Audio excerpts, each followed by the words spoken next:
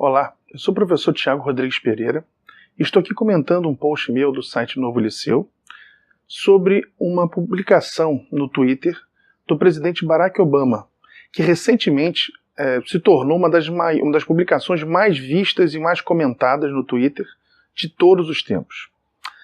E o presidente Barack Obama comentava os acontecimentos em Charlottesville sobre aquela questão, né, da briga entre grupos defensores de direitos humanos e grupos defensores de uma ideologia neofascista, neonazista, de predomínio intelectual branco, etc.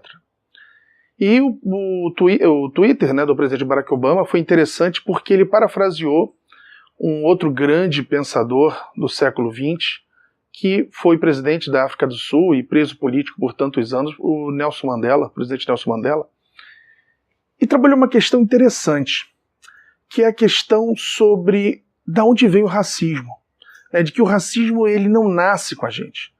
Né, a prova disso são as crianças brincando na pré-escola, brancos, negros, amarelos, pardos, vermelhos, etc, etc, etc.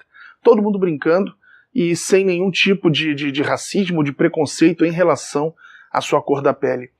E o presidente Barack Obama, parafraseando Nelson Mandela, bateu justamente nessa tecla. Ou seja, o racismo ele nasce através da cultura, ele nasce através da sociedade, porque as crianças não nascem racistas. E essa é uma questão, e o post versa sobre justamente essa questão do porquê do racismo. Né, principais pesquisas hoje no âmbito da genética, no âmbito da biologia, da medicina, etc., comprovam exatamente essa afirmação do presidente Barack Obama de que não existe, obviamente, uma diferença em termos genéticos, em termos de genoma, entre indivíduos da raça negra, da raça amarela, da raça branca, até porque hoje, né, já se trabalha justamente com a questão da nossa raça ser homo sapiens, né, ou seja, uma única raça. E a diferença em termos de pigmentação de pele, obviamente, não teria absolutamente nada a ver com questões de valores morais, com questões intelectuais. Não teria absolutamente nada a ver com essas questões. Então, por que essa dificuldade nesse reconhecimento? Né? Por que ainda existe essa questão tão forte ainda do racismo, né? E são várias as hipóteses, vários teóricos pesquisam sobre esse assunto que merece continuar sendo efetivamente analisado, né? Taylor, por exemplo, vai trabalhar muito com essa questão de que durante anos e séculos os brancos eles impunham uma ideologia, uma ideia de que os negros seriam inferiores, de que os negros teriam uma capacidade intelectual diferente da dos brancos, né? E isso foi tão forte que, inclusive, os próprios negros, durante uma parcela considerável dos séculos, né, pensaram dessa forma efetivamente, que eles seriam de uma condição inferior à própria condição dos brancos. E isso bate no sentido assim, percebemos aquela ideia do Hegel, por exemplo, da dialética do senhor e do escravo, né, combinam bastante com essa questão do Taylor. Por quê? Né? Qual é a ideia? Um escravo só é escravo quando ele reconhece, ele se reconhece como escravo e reconhece no outro o seu dono. Assim como o seu senhor, né, o senhor só será efetivamente senhor quando ele se vê como senhor e o escravo o vê como efetivamente o seu senhor. Então, essa dialética da relação senhor e escravo tem muito a ver com essa ideologia que o Taylor denuncia, de que durante tantos anos, tantos séculos, os brancos trabalharam com essa questão forte e que ainda hoje é difícil de modificar. Né? Tanto que os argumentos que esses grupos de uma supremacia branca trabalham ainda são os mesmos argumentos históricos e que hoje não se mostram absolutamente nada corretos da ideia da supremacia branca. É justamente por essa ideologia tão forte que até os dias de hoje alguns continuam acreditando nesses argumentos falaciosos. Né? E Nietzsche diria, né, são argumentos absolutamente reativos, né, não são nada ativos, pelo contrário, não se está pregando uma raça mais forte, uma ideia de mais força livre de um niilismo passivo, né? Pelo contrário, não, é um niilismo efetivamente passivo, essas ações desses grupos neofascistas, neonazistas e de supremacia branca, né?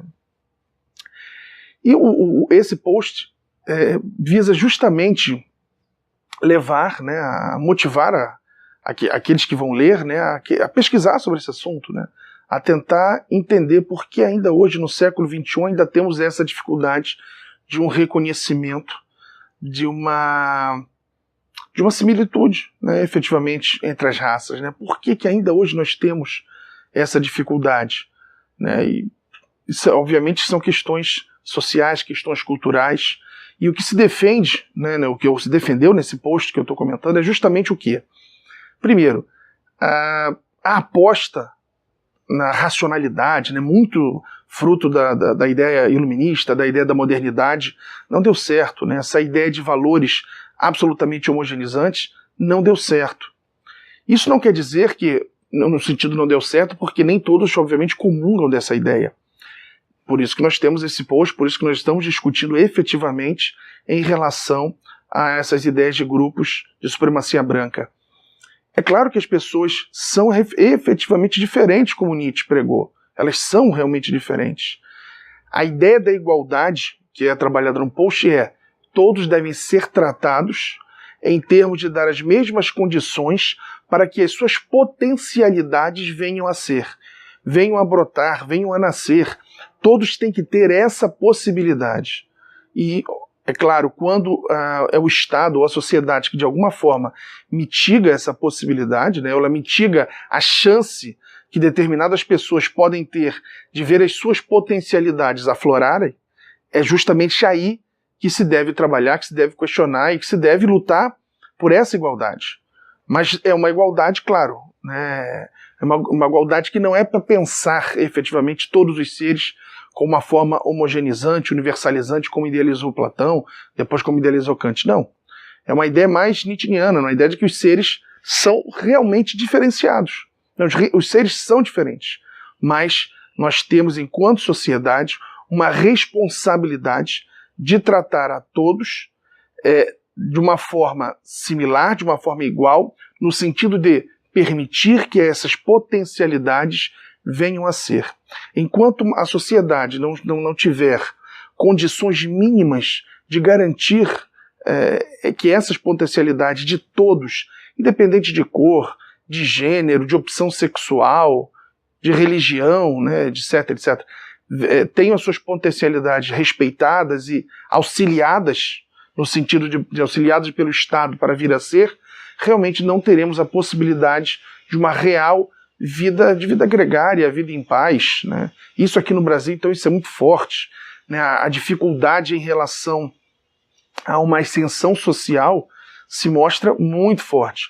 Pesquisas recentes mostram justamente que, apesar de uma melhoria que desde o governo Fernando Henrique Cardoso e principalmente o governo Lula, dos dois, apesar de uma melhoria em relação das classes menos favorecidas, as modificações sociais continuam extremamente lentas, extremamente graduais, né? Ou seja, não conseguimos ainda dar um salto de aproximar as diferentes classes sociais. E que no Brasil, né, um país de modernidade tardia, ainda está muito arraigado também a questão da pele, né? O número de negros em condições da pobreza é infinitamente superior dos brancos em relação aos negros nessas condições. Então, é essa modificação talvez que o Estado tenha que fazer, né? O Brasil ainda não conseguiu fazer o seu estado de bem-estar social. Então, para isso, precisamos, então, para ir terminando esse post, fazer grandes modificações, principalmente em termos educacionais, e para que o Estado possa auxiliar e permitir que, através das individualidades de cada um, haja um tratamento isonômico, no sentido de cada um poder buscar, através das suas potencialidades, fazer com que tais potencialidades venham a ser, se tornem ato, né? Então acho que é essa a principal grande função do Estado. E o que eu quis trabalhar nesse post, essa responsabilidade do Estado em fomentar essas potencialidades. Muito obrigado.